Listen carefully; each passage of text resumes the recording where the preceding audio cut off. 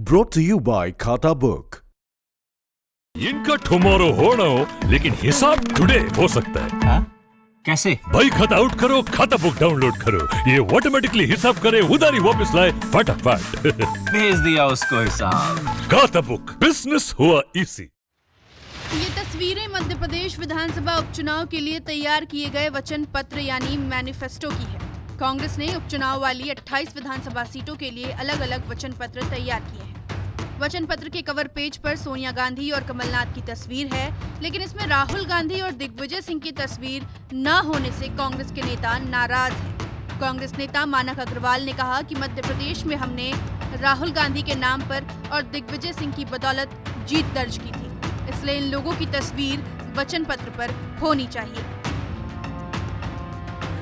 समन्वय का काम किया था, हर जिले में हर कॉन्स्टिट्यूंसी में जाकर सारे कांग्रेस जनों को एक करने का काम किया था। उससे कांग्रेस पार्टी मजबूती के साथ खड़ी हुई थी और चुनाव जीती थी।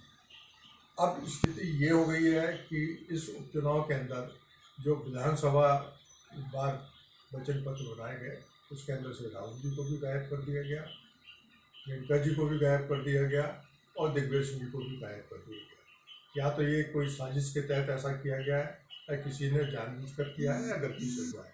जो भी हुआ है, इन वचन पत्र में फिर से इन लोगों के फोटो होना चाहिए, चित्र होना चाहिए। इसके बाद इन वचन पत्र को विधानसभा क्षेत्रों में भेजना चाहिए, वरना कांग्रेस पार्टी को नुकसान हो सकता है। लेकिन मानक जी, ये तो एक उपचुनाव है, सोनिया जी का फोटो तो है उन मिनी वचन पत्रों पर, पूर्व मुख्यमंत्री कमलनाथ जी का भी है। सोनिया जी हमारी प्रेसिडेंट है, उनका तो फोटो रहना बहुत जरूरी है। उनके साथ साथ राहुल जी के कारण ही हमको मध्य प्रदेश के अंदर, पूरे देश के अंदर कांग्रेस पार्टी के लिए यदि मोदी से कोई। मानक अग्रवाल के विरोध के बाद कांग्रेस बैकफुट पर है। हालांकि कांग्रेस की दलील है कि 28 विधानसभा के लिए ये एक तरह का मिनी वचन पत्र है और मुख्य वचन पत्र कुछ दिनों के बाद जारी किया जाएगा, इसलिए ये विवाद का विषय है ही नहीं।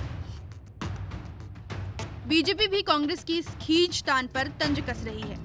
बीजेपी ने तंज कसते हुए कहा कि कमलनाथ जी को समझ आ चुका है कि राहुल गांधी और दिग्विजय सिंह का चेहरा वोटरों को दिखाया तो वोट नहीं मिलेंगे, इसलिए उन दोनों का फोटो ही हटा दिया गया।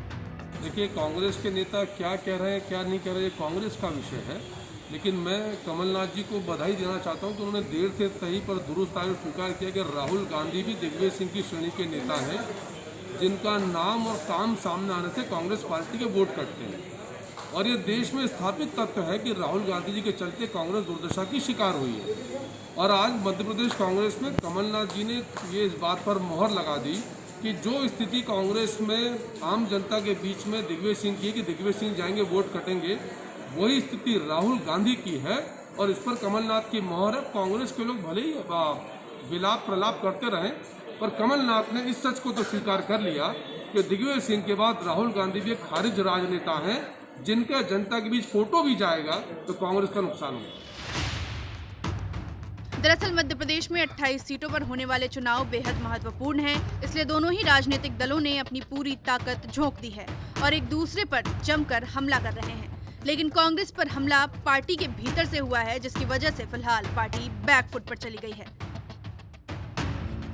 मध्य प्रदेश के लिए बेहद महत्वपूर्ण माने जा रहे विधानसभा उपचुनाव में कांग्रेस ने पहली बार प्रयोग करते हुए अलग अलग विधानसभाओं के लिए अलग अलग वचन पत्र यानी कि मैनिफेस्टो तैयार करवाए हैं।